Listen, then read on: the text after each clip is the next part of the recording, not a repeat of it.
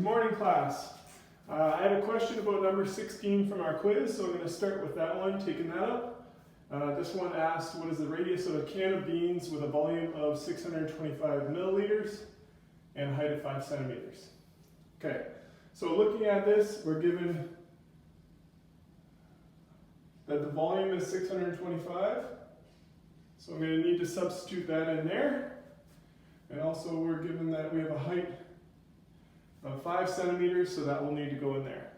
So since we're solving for a radius, we're going to need to isolate that variable.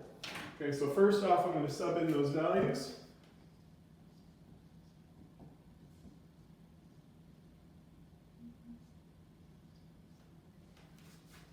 Okay, so from here, if I'm going to try to get the radius by itself, if I'm looking at it right now, there's a pi and a 5 that is being multiplied to our radius squared, so I'm going to try to get rid of that. So in order to get rid of this multiplication,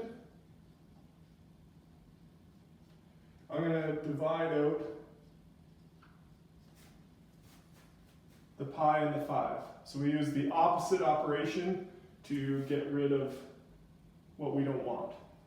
Okay, so from here, we can see that the 5's cancel out, the pi's cancel out, and we're left with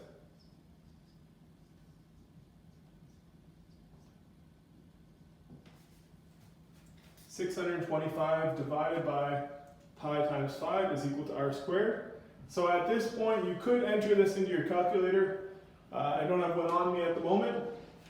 But you could enter the pi button, or you could press 3.14, and it would still get you the closest answer out of our 4 options. So that's not a big deal here. But to get r by itself, the r is currently being squared, so we need to do the opposite operation to get it out of there. So the opposite of squaring something is square rooting. So we'll need to square root the entire quantity on both sides of the equation.